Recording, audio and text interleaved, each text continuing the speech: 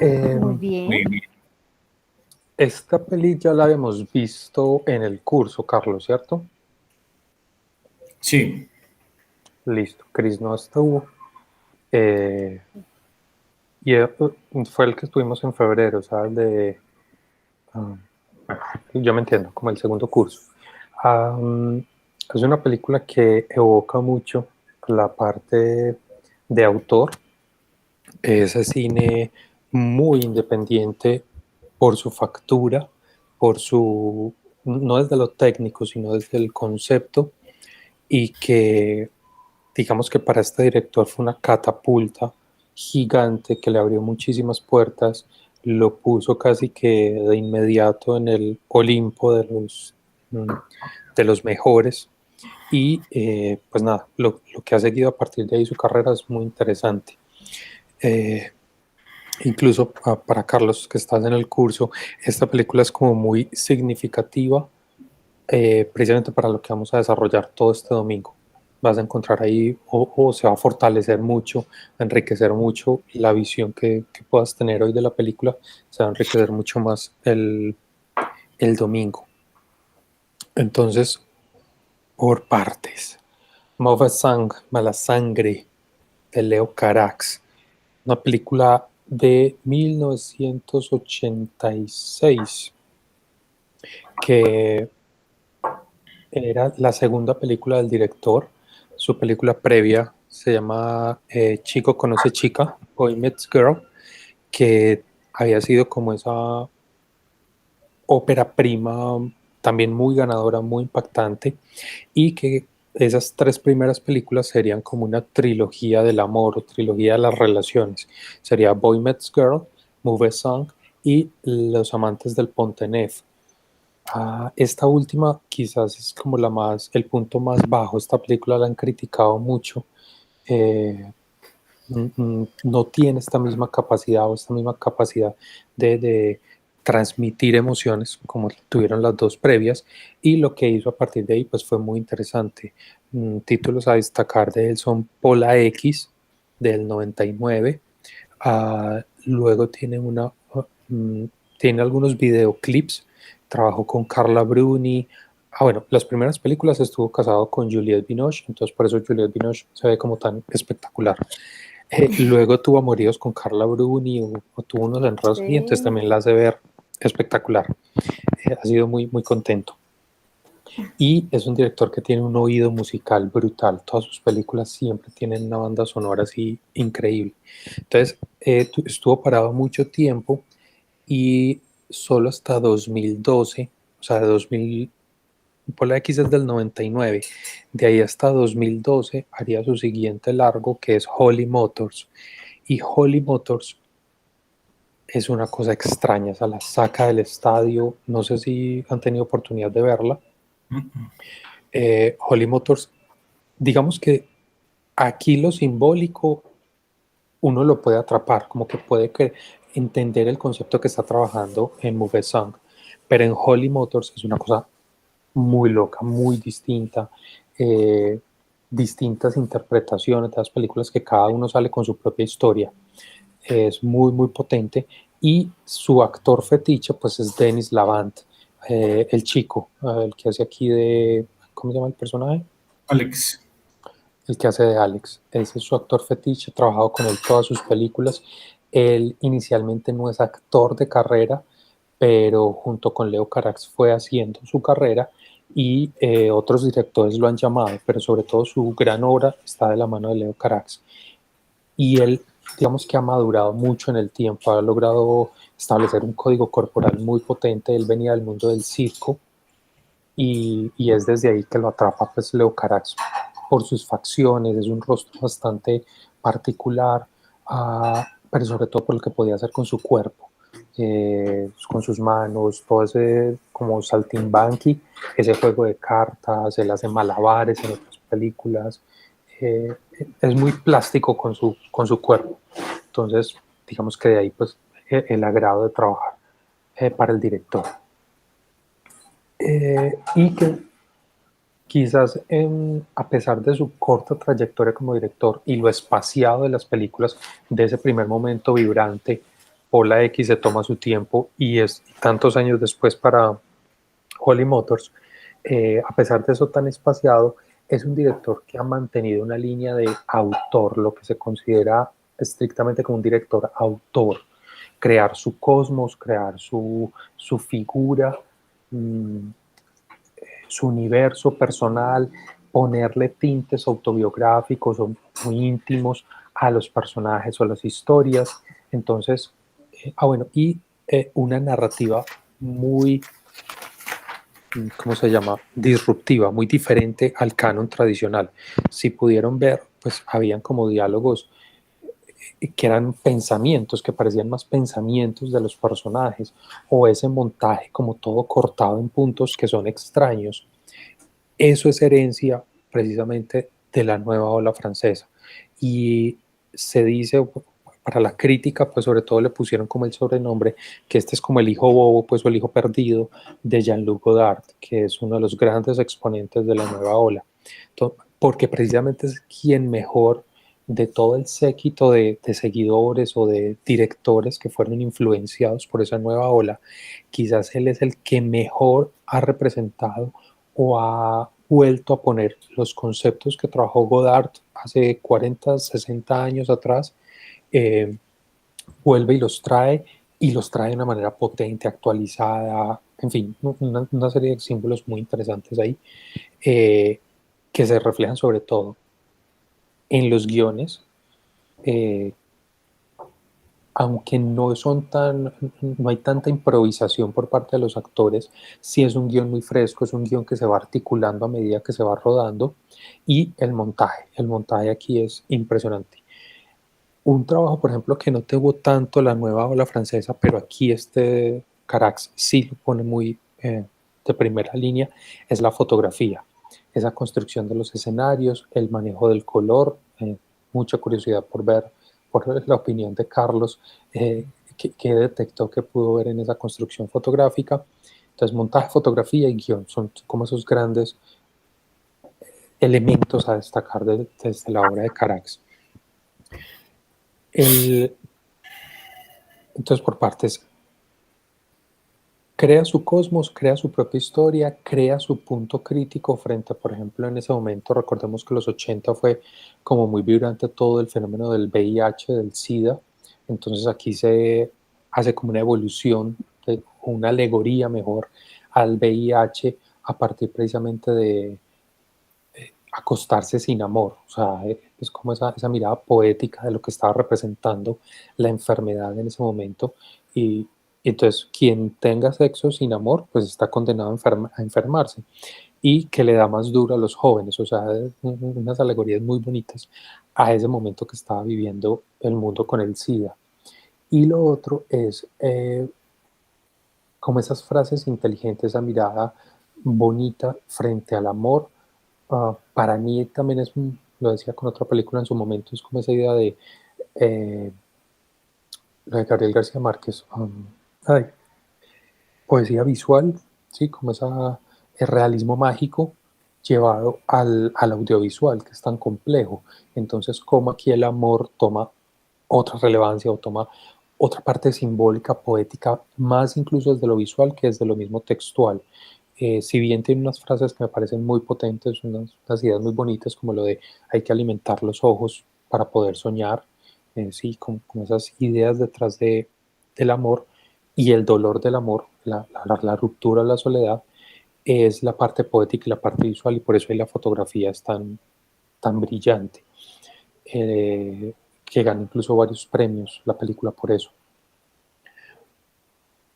Tres colores, se sale incluso del esquema que ha tenido el cine francés durante mucho tiempo de estar manejando el azul, blanco y rojo de la bandera francesa. Se sale de ese canon para manejar rojo, azul y amarillo, con esos tres colores construir como una simbología alrededor del amor con los personajes. Entonces vemos, bueno, no, antes de yo hablarlo, me gustaría saber cómo los vieron ustedes, si los sintieron en esa imagen.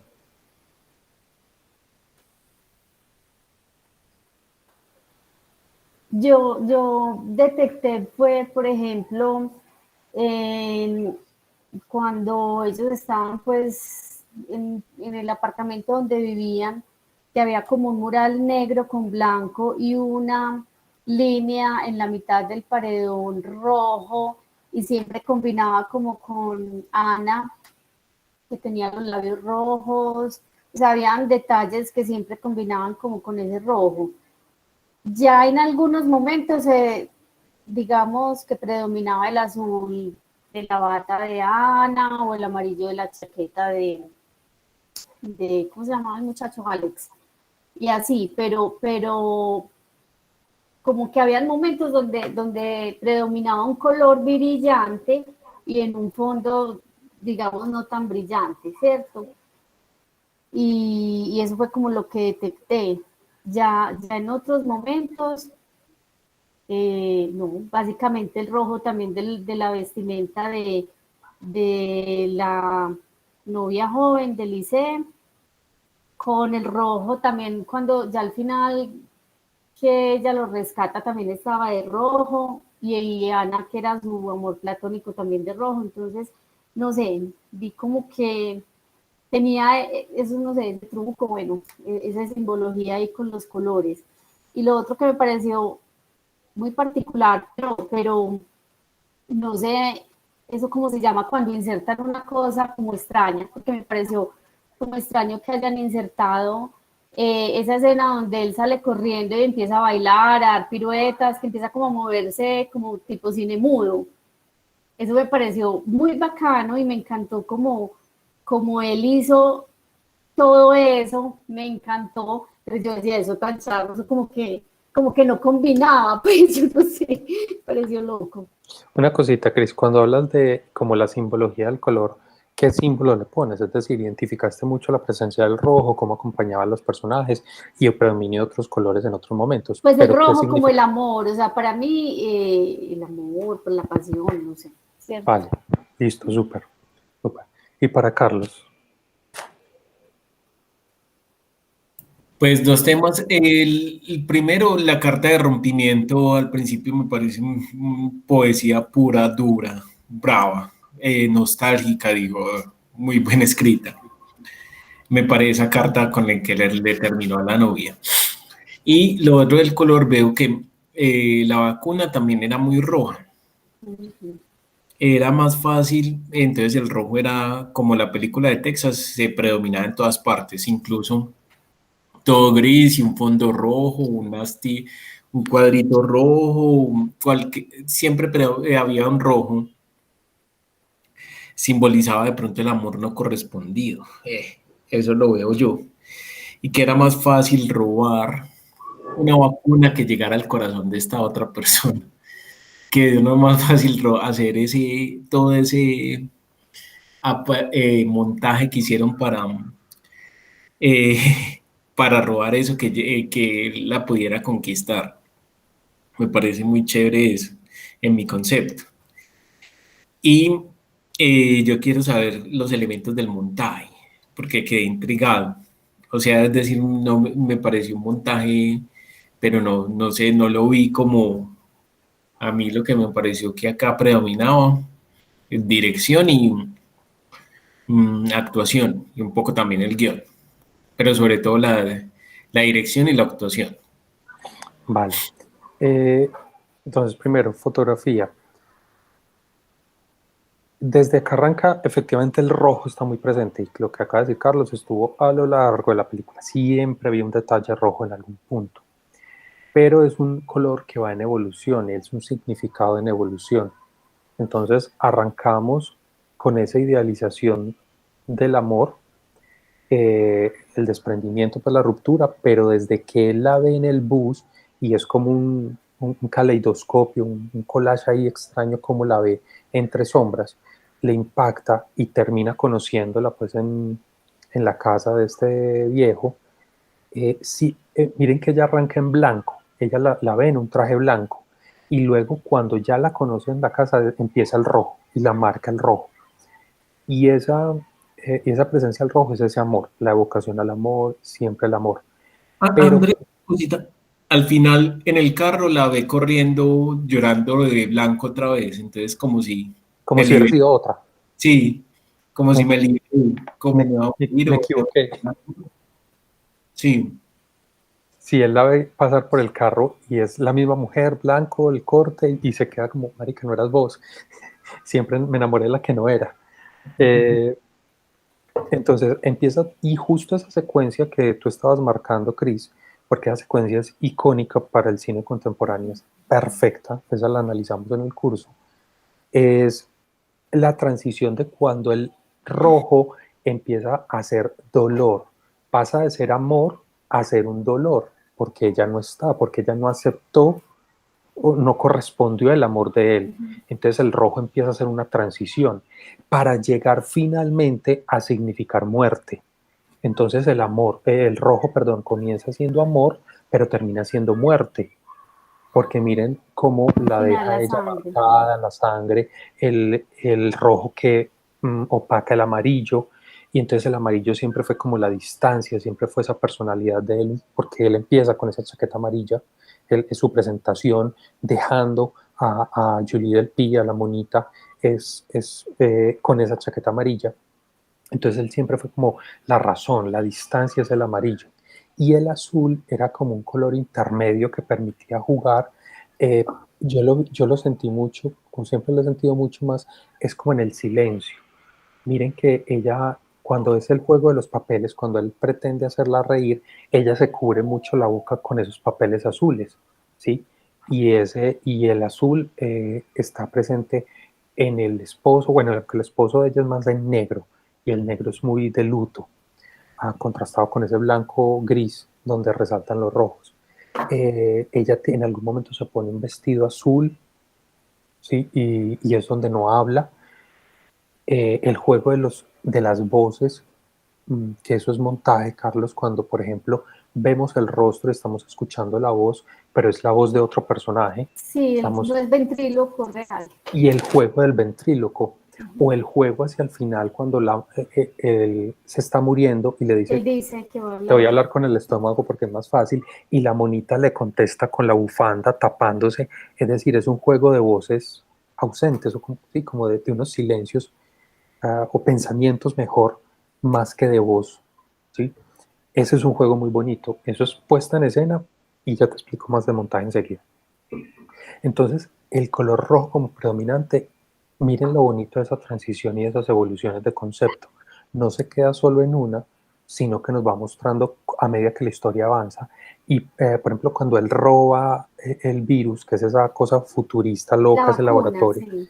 que es ese túnel en rojos, también es un punto de transición, un poco hacia lo que está diciendo Carlos. No lo había hecho pues en ese análisis de que es más fácil robar que amar, pero pues que además está muy bonito, pero sí es como, es el riesgo del amor. O sea, para mí él siempre todo lo empezó a hacer es por amor.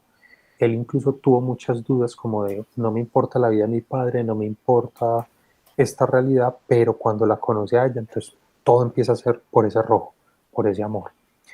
El efecto del McGuffin, que es guión, es decir, la enfermedad TBS, TBSO, no recuerdo cómo llaman la enfermedad, es un McGuffin, es una disculpa. Miren que eso a la final Nada que ver. no se resuelve, no Yo pensé que importa. iban a enfermar porque la novia había conseguido otro. Y yo, no, se enfermó, se enfermó.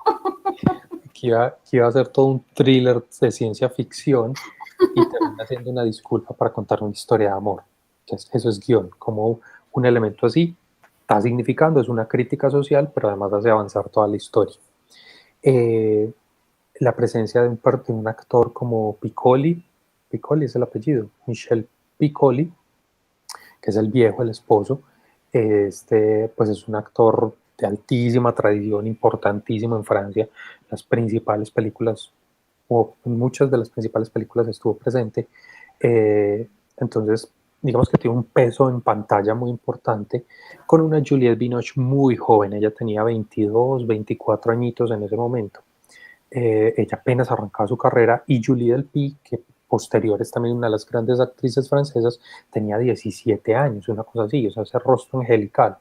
Entonces era como unos actores muy jóvenes con ese contrapeso de la experiencia de Piccoli, y que todos están a la altura, o sea, la actuación minimalista, gestos, o sea, de pronto Julie Delpy hacia el final, como de la mitad hacia adelante de la película, empieza a tener más gestualidad, pero ella en el principio es totalmente impávida, como que la vida le está pasando derecho y uno no entiende muy bien la relación esposo-padre, es una cosa ahí toda extraña. Sí. Y bueno, lo que hablaba ahora de Denis Lavant, pues su plasticidad, sobre todo para hacer rostros, para hacer cosas muy, muy puntuales. Me devuelvo a fotografía para complementar.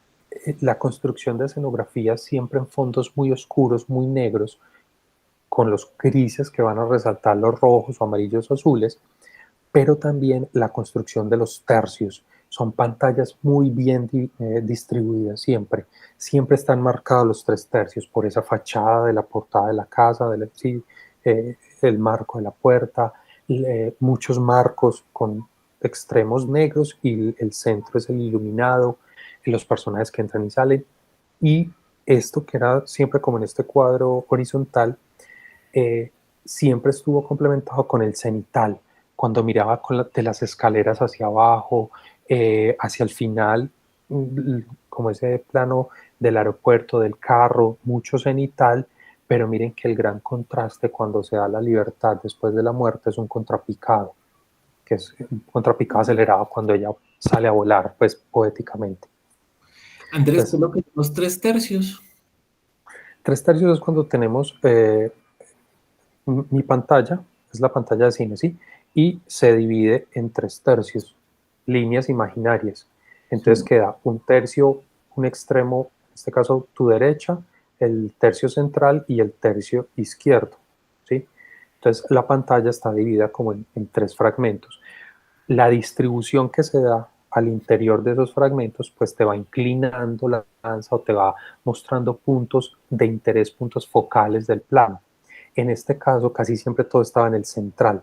Los de los extremos eran en negros o más oscuros y lo central era lo importante. Y prevalecía mucho primer plano.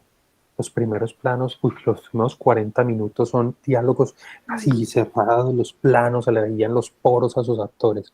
Las pestañas. Sí, te hacía meter mucho y por eso digo que esos diálogos, cuando es uno viendo el rostro que no habla y es la voz del otro, es más como pensamientos, como si estuvieran hablando en telepatía. Eso lo vuelve muy íntimo, es un lenguaje muy íntimo desde ahí, desde lo visual. Montaje, se da mucho el jump cut. Es que eso lo vamos a hablar el domingo, pero pues no voy a excluir a Chris, hacerla la niña diferente. Y es básicamente como hacer cortes dentro del mismo ángulo. Me explico. Por canon, o sea, por tradición narrativa audiovisual, yo tengo este plano, como me están viendo. Si yo voy a hacer un corte de montaje, el próximo plano debe estar girado mínimo 30 grados. O sea, debe estar así, para que haya un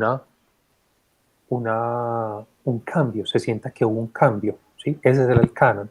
Y si no era un ángulo de 30 grados, debía cambiar el tiro de cámara, es decir, pasar de un primer plano a un plano medio o a un ángulo distinto, debía variar. Listo. Hacer un jump cut, que lo hizo Godard y lo hace mucho en esta película de Leo Carax, es, tengo la persona aquí, está hablando pues con otro personaje, y pasa esto. O sea, vuelve y arranca en el mismo ángulo. ¿Sí me entiendes? No hay un cambio, no hay un giro de eso. Entonces eso genera como una distorsión mental de avanzó en el tiempo, el diálogo para dónde brincó, te hace una pequeña reflexión que te vuelve mucho más íntimo, más presente en lo que está sucediendo con el personaje y se dice, pues plantea la teoría, es que eso también le recuerda al espectador que estás viendo una película, que estás viendo una ficción. Es como un juego también con el espectador. Entonces aquí lo utiliza muchísimo. O sea, si después retoman algunas secuencias, casi que está presente a lo largo de toda la película. Montaje es la utilización de los primeros planos y de repente abrirse a un plano general. Hacer esos brincos abruptos también genera esas emociones, esas sensaciones. O el plano secuencia, cuando predomina el plano secuencia. Por ejemplo, el que te decía, la secuencia de la corrida es que es bellísima. O sea, no sé si te acuerdas, Carlos, el análisis que le hacíamos, o me permites retomarlo y volverlo a hacer. Claro. Entonces, denme un segundito, yo lo busco por acá de nuevo.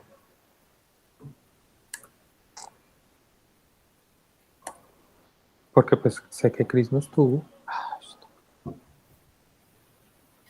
Pero tampoco es como el punto medio, explicarle a Chris, pero no repetir a Carlos. No importa.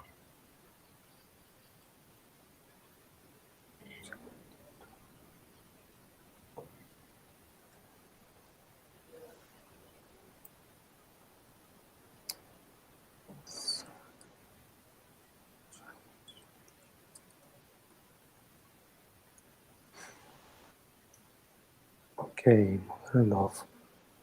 Y compartir pantalla.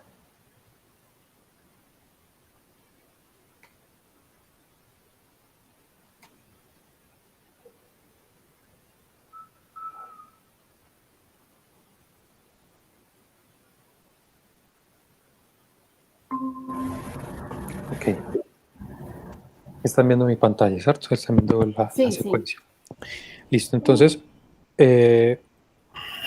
miren ella dónde está. O sea, tenemos este rojo profundo, ella de negro, recostada en ese amor. Él le acaba de insinuar y ella fue tajante, pues, y explicándole con palabras poéticas muy bonitas, yo estoy con este man, o sea, yo no me voy a involucrar con nada más. Entonces, él le propone el juego de la radio, ¿sí?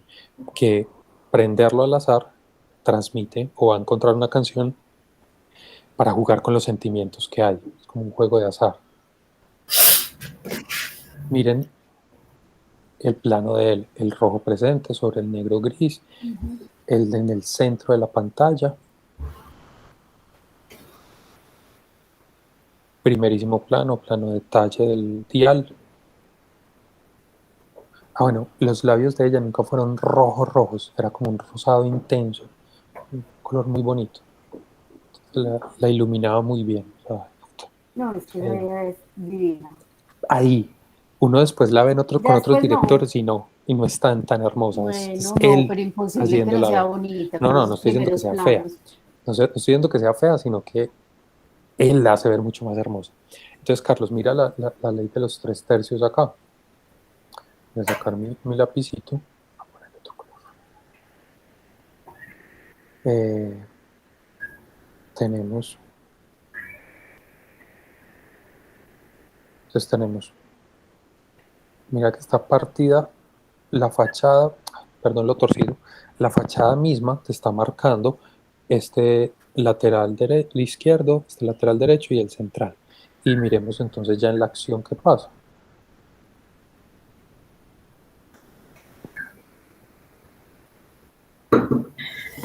Entonces empieza a sonar esa canción tristísima que habla precisamente, evoca todo el sentimiento de lo que él está viviendo.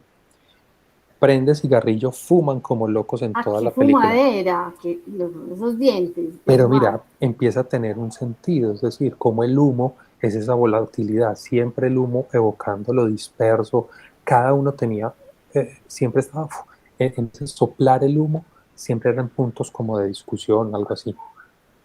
Él aquí está con todo el desamor, listo. Entonces se nos va a nuestro lado de los 3/3, a este lado, enmarcado por estos dos rojos, todo el humo que se va, la canción triste, se devuelve al otro extremo, al otro tercio. Y mira, entonces esto aquí, desde lo canónico, es un plano feo, es un plano que no es usual verlo. ¿Por qué? Porque el eje de la mirada está chocándose con el borde del plano. Esto por lo general es que el personaje esté acá y tenga todo el eje de la mirada a disposición, ¿sí me entienden? Que pueda ver, siempre se ubica con distancia para que no quede pegado al extremo, al borde del plano. Pero él lo hace aquí precisamente porque está justificado. Uno, nos pone el rojo de la pared, pero ese rojo ya sabemos que está evocando el amor y porque está justificado que ahí está recostada Juliette Binoche. Listo. Entonces, fuerza, se dice así, forza el plano, la posición del elemento de Alex a este extremo y nos lo deja aquí clavado con este rojo. Se acabó esta triste melodía y empieza esta brutalidad, esta cosa hermosa de David Bowie. Recuerden que él ya nos había, Chris, que a ti te parece esto tan extravagante, él ya nos había dado pistas de esos dolores. Cuando él termina con la monita, con Julie Delpy, él también se golpeaba, él también le dio como esa gastritis. A él el dolor se le refleja de esa manera. Y empieza este plano. Entonces, lo voy a dejar correr, pero explico para que miren los fondos.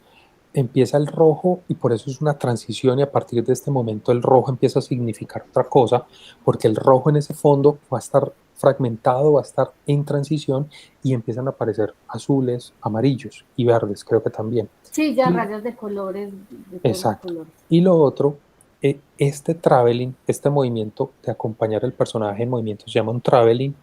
Este traveling es icónico en el cine francés y ahí hay que entender los 400 golpes de Truffaut, habría que entender Nuevo a la francesa, eso es otro cuento de historia del cine, pues que lo que vamos a desarrollar el domingo, ahí sí, lo siento, no puedo extenderme mucho más, pero es clave entender eso, porque es tan importante este traveling. Entonces, claro, a él le empieza a doler todo, pero mira los fondos. Rojo con gris. Y a mí esta corrida, mira, yo por esta secuencia estudié cine. A mí esto me transforma, me lleva al otro mundo, porque es que es ver el dolor del amor. Este man se está matando por ese dolor.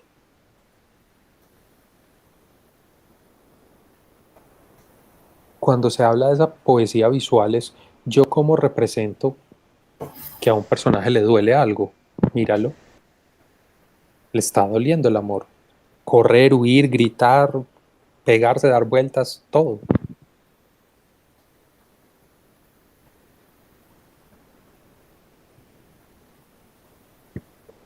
Fondos, fondos, fondos, fondos. Y no recuerdo en qué momento es que se devuelve. Ahí, el freno en seco. Acá la música frena en seco. Empieza como esta canción de cuna de retorno. Aquí ya tenemos un picadito y mira que los fondos son negros. O sea, ya aquí ya no hay el luto. O sea, ya va en la muerte. Y este plano que es brutal. Este cenital. La silueta de ella, ese rojo. Puta, o sea, la tristeza se le fue. Y la empieza a buscar. Y va y la coge en el segundo piso a hablarle. Y está con esos labios así en ese rosadito. Ese es un plano perfecto. Para mí es simplemente perfecto. Me encanta. Entonces, esa es la construcción de fotografía, de montaje, de artes en los colores, el actor, todo está plenamente justificado. Él ya nos había mostrado que era un saltimbanqui, alguien decir pues que tenía esas habilidades, entonces verlo saltar de esa manera no es... Hombre, uno no ve a la gente corriendo así en la calle, pero dentro del mundo creado de la película es justificado, es creíble, ¿sí? No es tan absurdo. O sea, es que es más, viene de un momento mucho más absurdo y es las bromas cuando él tira una manzana y cae una piña y cae, le caen todas las verduras. Todo el mercado encima en la cabeza. Que eso es muy bello, poéticamente, o sea, es muy bonito lo visual que está haciendo. Entonces, jugar con esa ficción, jugar con esa realidad, eso es el director, eso es crear una identidad, un cosmos propio. Lo que pasa es que cuando uno después ve Holly Motors, marica, este man que se fumó, o sea, es que ya es demasiado potente, ya eso es otro nivel de simbolismo. Pero lo fue construyendo, hace parte de su identidad narrativa. Y ya pues como para redondear todo, es eh, el cuento de crear una historia en un mundo tan ficticio, pero a la vez tan real, una historia tan fantástica, pero tan creíble.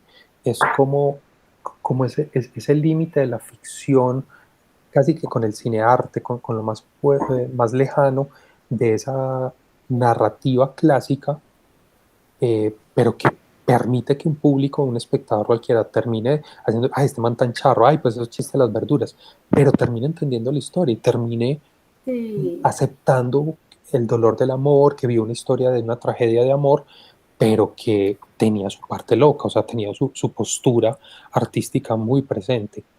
El juego que hace con taparse las bocas y el los hablar hacia el papeles. final sobre todo, pero está Ah, desde el principio, pero sobre todo al final en el aeropuerto. Eh, el demonio de la americana es la mala, la americana me va a matar, la americana. Sí, sí, ponerle qué el símbolo, símbolo tan charro. el demonio es el americano. Eh, el huir, pues no importa el dinero, era huir en un avión rojo, impresionante. No sé, tiene una serie de características muy, muy bellas. Ah, Y bueno, el carro también era rojo, no me acuerdo. eh, Donde ellos iban. creo que no, creo que no. Hay cosas, me gustaría volver a sacarle más tiempo a las anotaciones. Por ejemplo, el que estén desnudos primero en el carro y luego ya no. O sea que por el calor, la Ah, justificación sí, del se fueron cometa sin Halley, camisa. que se van todos. Verdad, a mí me pareció tan particular eso, que quedaba tanto calor y hasta el piso estaba hirviendo. Yo, Eso, y luego mucho frío, y luego nieve, pues pero eso era como... es simbólico o eso sí fue verdad, sí, yo me tocó muy chiquita. O sea, la justificación fue real, fue la aproximación del cometa Halley, pero lo simbólico, pues no, o sea, pues hasta donde recuerdo, no creo que Siento el que clima haya no, estado tan loco, exacto. pero sí debe tener un componente simbólico, que falta ahí es como echarle más neurona que está bailando en esos momentos de película con la historia pues, general, con la emoción general. Y lo del aeropuerto final, al comienzo la ruptura que marcaba a Carlos, que es muy bonita, con esta nena, pero había otro momento, no se me puede escapar. Pero lo del calor y el frío está muy fácil. Pasamos de el amor visceral Al al frío de la muerte. sí, sí, sí, al Sí, gris. pues, A mí me pareció muy simpático, pues muy gracioso, como si fuera pues comedia. Una, pues yo no me acuerdo por qué y en qué momento fue que salió un señor, yo no sé si era el piloto, en calzoncillos, unos calzoncillos todos parecían un pañal, ahí parado, yo no me acuerdo, pues, o sea, en este momento no me acuerdo en qué momento salió así, pero me pareció súper charro. era el del hotel, cuando él llama, como quiero hablar con ella, cuando la había acabado de dejar. Que quería hablar con la de la bata azul. Epa, Yo decía, ¿quién es este tan charro de calzoncillos repolludos? el ahorcado ese. No sé, o sea, la capacidad de crear pequeños símbolos y pequeñas cosas en la narrativa que podría ser muy complejo o podría ser muy disperso, hace parte de la magia, hace parte de las cosas que le alaban tanto a pesar del tiempo y es realmente logró concretar, armar una obra muy bien, muy bien contada. También hay detractores, obviamente, también hay quienes hablan de una postura pseudointelectual, de ser exagerado precisamente en esos elementos. Yo me quedo con la parte bonita, a mí una película que me fascina, me llega al Sí, corazón, súper lindo. pero que pues cada uno con sus criterios, está bien y es válido. Sí es quizás necesario entender un poco ese panorama amplio de lo que es la eh, cinematografía francesa y por qué este director entonces termina reutilizando herramientas que nos habían planteado en la nueva ola francesa, pero las refresca 30 años después y saca esta maravilla de película. Como un contexto histórico, pero renovado, muy, muy potente. Y lo musical, para cuando vuelvan a ver alguna otra película de Leo Carax, las bandas sonoras de tipo tiene un oído brutal para escoger las canciones que acompañan las emociones. Él creo que toca el saxofón, creo que es, pero fuera de eso es muy, muy bien las bandas sonoras de sus películas. No sé, cuéntenme algún comentario adicional. No, yo quería hacer una propuesta es para la dentro de 8 días, que es cine clásico. Que entonces la película que está de moda es, o la que se va a poner de moda es la tal Mank de David Fincher, que se acabó de salir hoy en Netflix. Todos dicen que está muy buena, que está muy mala, pero bueno. Y tiene que ver con el guionista de Ciudadano Kane. Entonces dicen que es la apuesta de Netflix para los Oscars. Entonces, ¿qué tal si vemos dentro de 8 días Ciudadano Kane? Para tener el contexto para poder... Ver Mank, sí. me parece súper. Y meternos de una vez con la película de todos los tiempos. Listo. Ciudadano Kane, vámonos con eso. Súper. Qué bien. Muy bien, qué bien. Listo. Carlos. ¿Sabes qué también? Yo decía, la muchacha, la novia jovencita, yo decía, esa es la de Before the Sunset. Es ella, Cuando la estaba trilogía. más chiquita, pues antes de que empezara la trilogía, porque estaba más chiqui. Sí, es que ella... 10 años más. Pues voy a corroborar con fechas, pero sí, o sea, la actriz se llama Julie Delpy. Aquí tenía como 17 años, una cosa así. Sí. O sea, era súper joven. Y yo le pondría también por unos 10 añitos después habrá hecho la Before Sunrise. No. Estoy mirando aquí fechas en un segundo. Movie Song del 86 y Before del 95, 9 años después. Pero es ella, sí, claro.